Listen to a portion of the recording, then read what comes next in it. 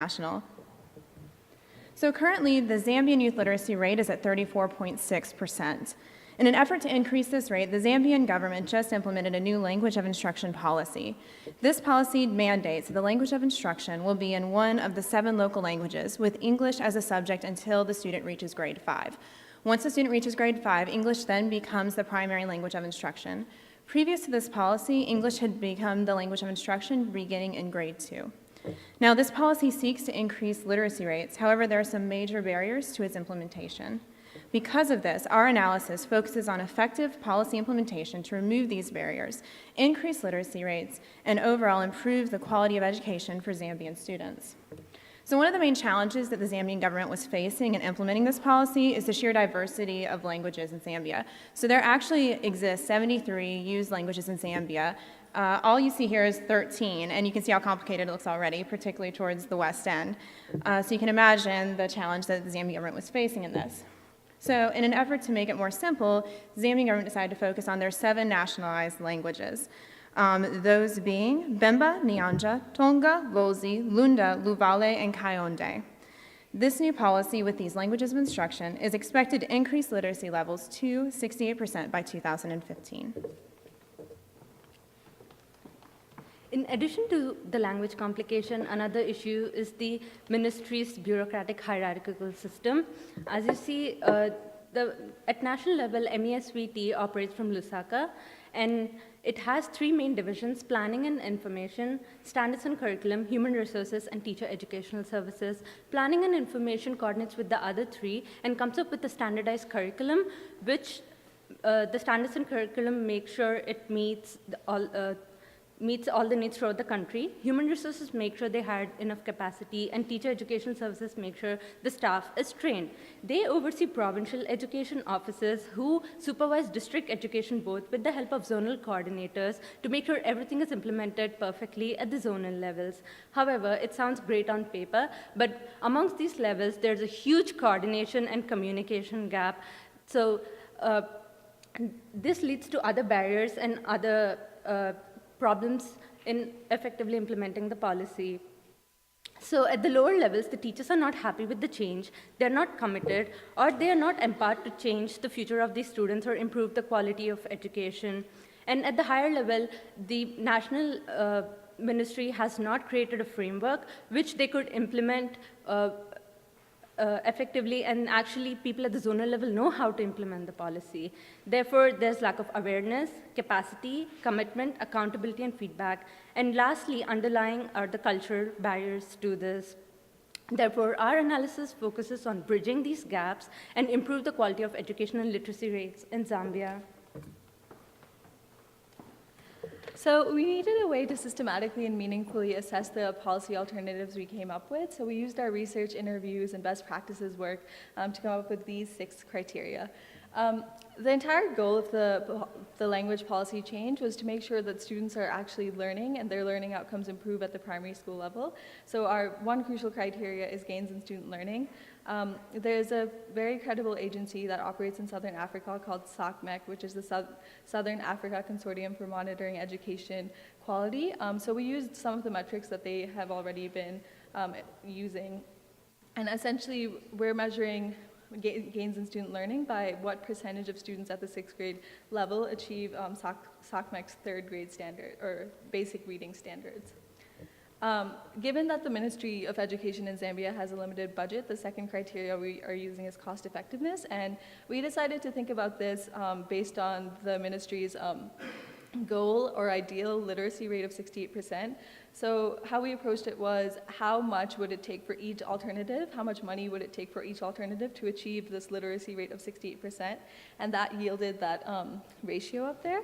And essentially what that ratio means is that the more costly the alternative, the lower the ratio, and so the less cost effective it is. The next criteria was political feasibility. This has less to do with politics and parties and more to do with the cooperation of the various stakeholders involved in our alternatives. So that includes not just the people in the government and ministry, but also the teachers, the community members, the parents, and the students. Capacity has 3 components: coordination, commitment, and accountability. Coordination deals with how much interaction and communication there is between the various levels of the ministry that Shilpa talked about. Commitment talks about how much incentivization is there for the teachers and the ministry levels officials to actually implement this policy. Accountability refers to whether there's a monitoring and evaluation and feedback loop in place. And we assess these by how much human capital and resources would be needed to fulfill all these three components. Sustainability essentially is the long-term prospects of the policy. We want it to be lasting. So this also has three components: resources, ownership, and resiliency. So resources means like on year to year after the policy is implemented, how many inputs is it going to require? Is it going to be sustainable in the long run? Ownership has to do with whether people themselves feel that the policy is a good one. If they don't, they have no incentive to sustain it over time. And resilience deals with adaptability because the education sector in Zambia is rapidly developing, and so we want our policy to be able to adapt to these developments in the education sector later. And the last criteria is time frame. Pretty straightforward. How long will it take to substantially implement whatever alternative we have? And it's measured in years.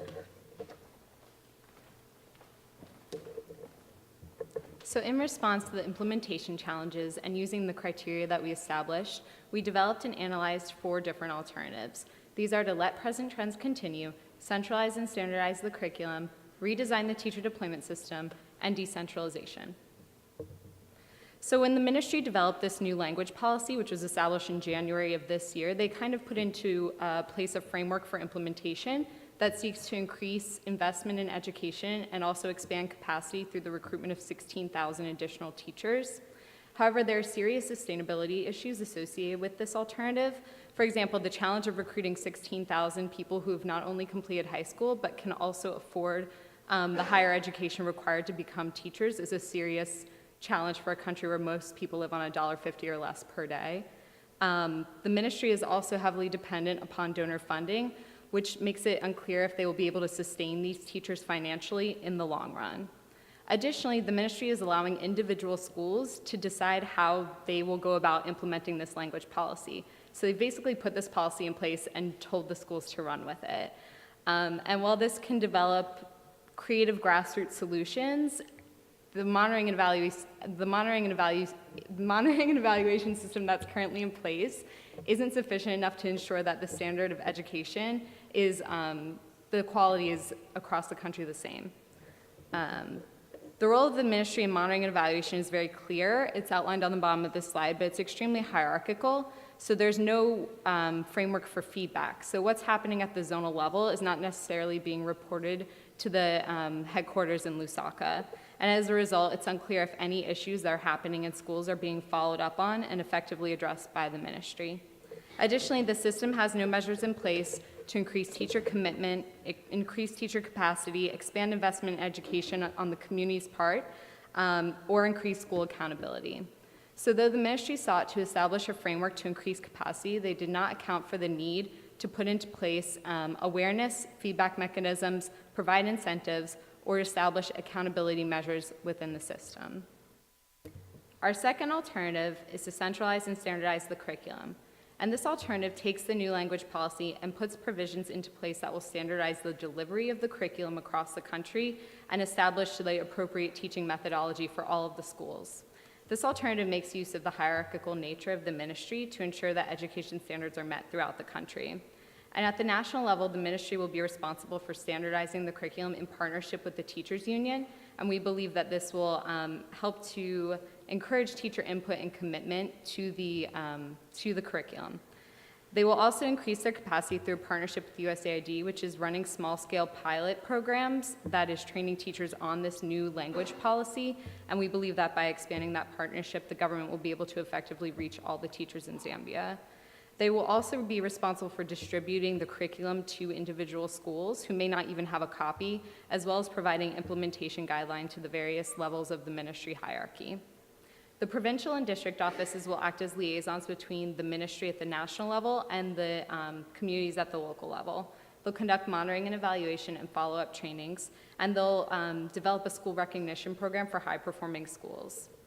At the zonal level, the ZIC will conduct monitoring and evaluation and develop appropriate teacher trainings based on what they witness in the individual schools, and they'll also engage with the district for additional support in these trainings if needed. The ZIC will also train head teachers at the community level on leadership skills so that they can really lead the way for the implementation of this new language policy. Our third alternative is to redesign the teacher deployment system. So the deployment system that assigns and deploys teachers across the country sends teachers to provinces without assessing their language ability. And this deployment system was put into place 50 years ago at the time of independence, because at that time there were really big fears over tribalism in the new nation.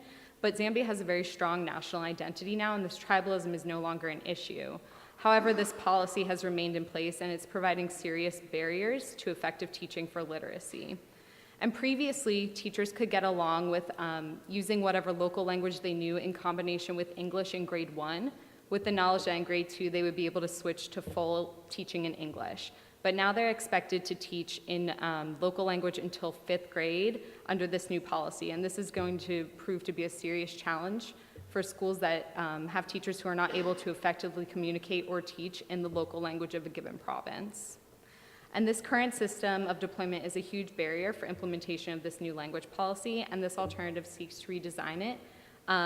We're going to make use of the Office of Administration and Human Resources, which is located at the national level for the Ministry of Education. They're already responsible for the teacher deployment system, so by providing them with technical training on program design and implementation, they should be able to redesign the system and effectively deploy teachers to the appropriate provinces based on their language abilities. And concurrently, the ministry will update the standards for teachers to include local language ability and literacy methodology, neither one of which are currently required in the qualifications to be a teacher in Zambia. So this will begin in 2015 when new teachers receive appropriate language training and assessment prior to deployment, and preference for first assignment for geographic location will be given to those teachers who volunteer to go work in rural areas. And we believe that this will increase teacher agency, because currently they have absolutely no choice over where they are sent, and it will help to address the issue of teacher understaffing and absenteeism in rural areas. And this alternative will first apply to new teachers, but as the program grows and becomes more successful, we imagine that all the teachers in Zambia will be able to be assessed upon their language ability when being deployed or applying for transfer to different schools across the country. And we believe that this alternative empowers teachers and has the potential to improve their morale and teaching skills, increase literacy rates, and improve the overall quality of education in the country. And our fourth and final alternative is decentralization. And this option will increase community awareness, improve accountability, and facilitate communication between the ministry and local communities. This will be achieved through the development and use of community education task forces, or CETFs. The national level of the ministry will be responsible for establishing and distributing guidelines for this program. And what the CETF is a group of volunteer community members who are willing to work with the ZIC at the zonal level to conduct monitoring and evaluation activities. Currently, there's one person, the ZIC, at the zonal level who's responsible for monitoring all the schools in their zone, and they may have up to 30 schools that they're expected to monitor, while also undergoing responsibilities of being a regular teacher at the zonal center school.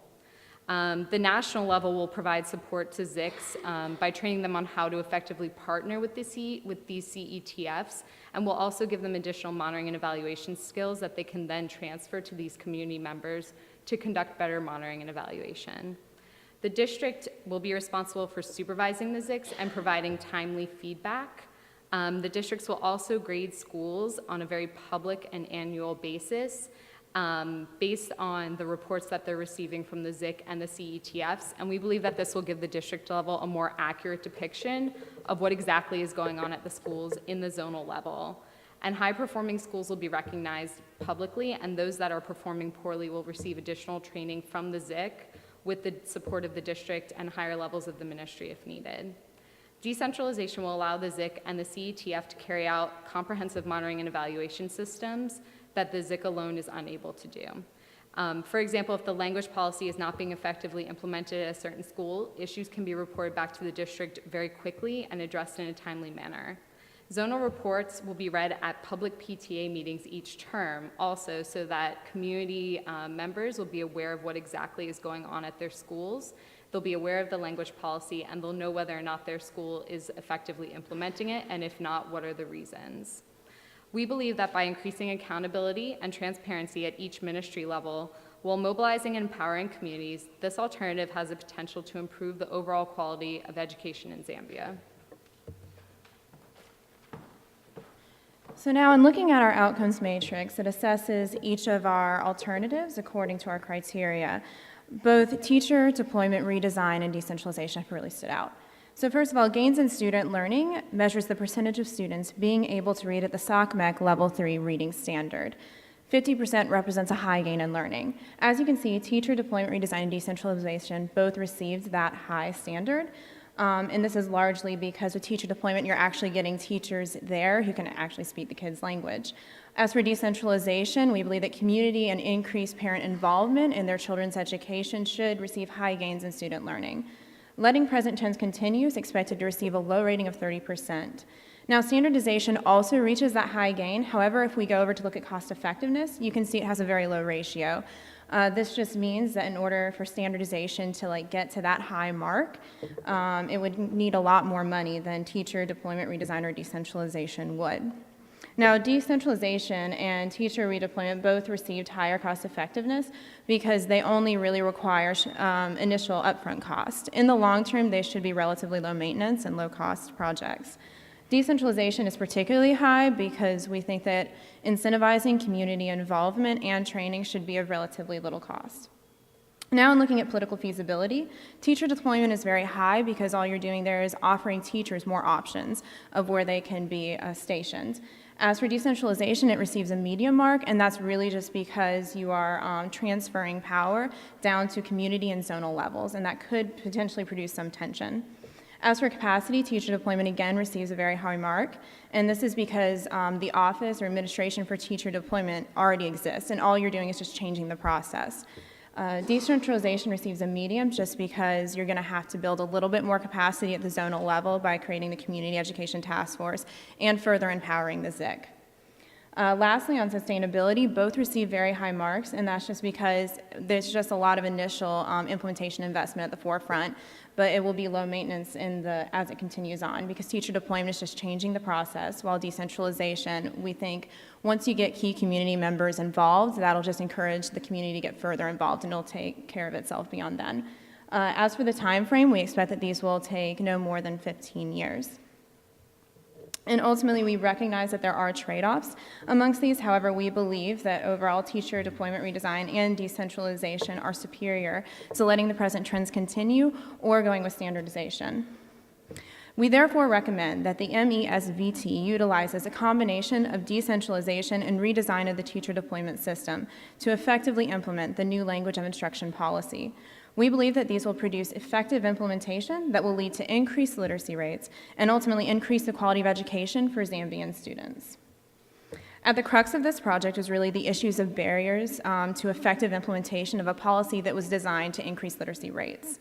In light of this issue, teacher deployment, redesign, and decentralization were set apart not only because of their ability to confront each of these barriers, but also because of their ability to work together to further each other's positive effects.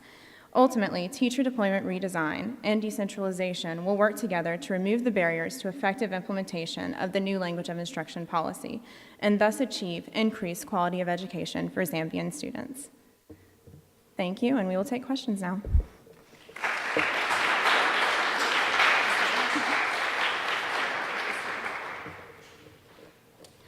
So one of the concerns that's often raised with decentralization strategies in general in public policy is that local communities vary greatly in their capacity, and you're putting more burden in some ways in local communities. Do you have a sense of how that varies across the country? Are there parts or regions that you're particularly concerned about their ability to implement your recommendations? I think that decentralization will overall be more successful in the area where it's really needed, which is the rural area. There are a lot of people in the rural area who are very concerned about the quality of education their children are receiving, and people really enjoy going to trainings and gaining additional skills because many of them maybe haven't had the opportunity to go to school themselves. So getting people to get involved with these kinds of projects is pretty easy. And I think that decentralization in the urban area will perhaps be a bit more difficult because people are working, people are very busy, and perhaps they don't see the issues at the schools that people in the rural area are seeing. So that could be a challenge in terms of geography. I was wondering if you could talk a little bit about the context that the new language of instruction policy is coming in. And it seems to me like that is a reaction against decentralization, and it seems like more of a standardization. And so I'm wondering how you think your option of decentralization is going to mesh with what seems to be moving in the opposite direction. Well, the context behind the policy was mainly that a lot of other countries are experiencing similar issues with literacy and learning outcomes, because initially what was happening was that all these subjects were taught in English, and a lot of students, unless they were from more upper class urban areas, didn't speak English. So when they came into school, after the first grade, once they got to second grade, they're being taught everything in English, and so they're not actually learning. So it was more of like a job readiness economy. It was driven by all these different arguments that essentially had this ultimate goal of making sure that students were getting better educated. And so similar programs have been implemented in like the Philippines and Indonesia and have worked successfully. So I think they were kind of drawing upon that. And this provision was actually part of a bigger policy change called the National Education Curriculum, which was implemented in 2012, 2013. And so it was just one minor provision, but that entire curriculum is something that the ministry does regularly. And so they themselves have decided in that curriculum and in their implementation framework that they want to start decentralizing now. But in terms of this policy, it had less to do with centralization and more to do with the ultimate good of learning.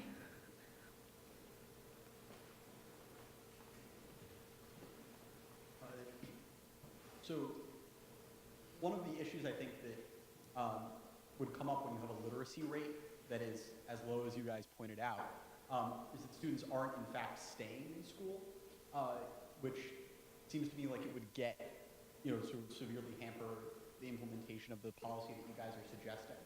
So I'm wondering sort of, one, whether there's information on how long students are staying in school generally, and then two, in terms of effectiveness, what sort of percentage or how much of the business or what kind of business is conducted in the local languages versus in English? So, is learning the local languages sort of good enough for a certain percentage of the population? So education in Zambia is free from grades 1 through 7, but in grade 7, all students have to pass a national examination in English in order to continue on with their education. A large percentage of students fail this exam, and that in combination with the fact that those who pass will have to begin paying school fees really leads to a huge drop-off after grade 7. And a lot of students, because they are unable to read, fail these exams. And while they can go back and repeat grade 7 and take the exam again, many of them don't because they're so discouraged by the fact that they can't read to begin with. Can you remind me of your second part of your question? How necessary is it to learn English? Yeah, how much of sort of general day-to-day business is conducted in English versus in the local language? I mean, all school, government offices, any kind of official business is conducted in English, especially in the urban areas. But the majority of what happens in the rural areas is local language. So if people are looking to economically develop and move on to urban areas and into the private sector or government jobs, they're going to need to learn English. Yeah, and they're not nixing English completely, they're just introducing it later. So it becomes the language of instruction at a later time period. So this has more to do with like early learning outcomes. So I noticed I think it was your second slide, you showed that the language of instruction in many areas is not actually the most common language that they speak. And even in the areas where it is the most common language that they speak, it's probably not the language that some large minority speaks. So I think there'll probably be some inequality effects of this. Can you talk about how you might expect your different policy solutions to affect the inequality that this might create?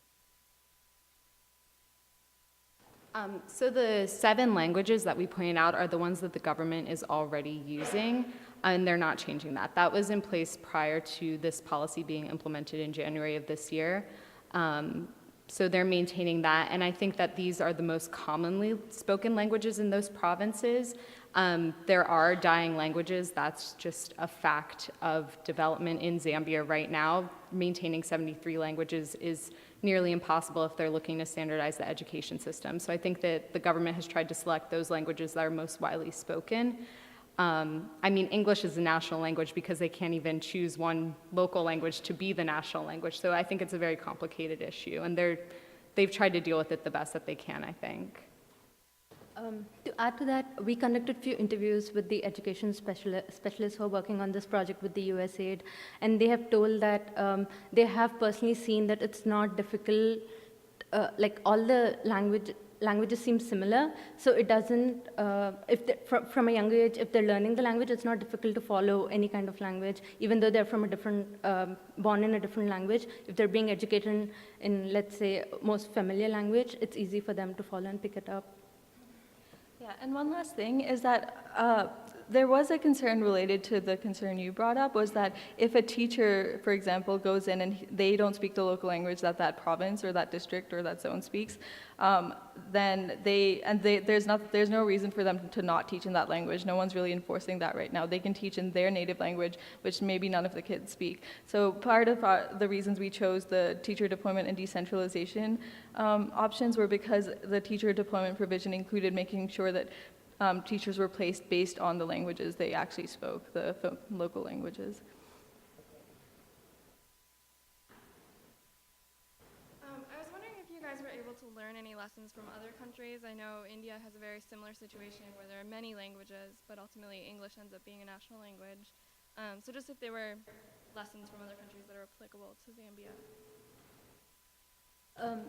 Few countries which were similar, like where we researched and drew the best practices from, where Uganda, Indonesia, Philippines, India, Pakistan, Bangladesh. I mean, we could name a lot of them, but in these countries, culturally, there are little differences compared to Zambia, and in these countries, they have their own national language. Like English is not their national language, but in Zambia, it is a national language.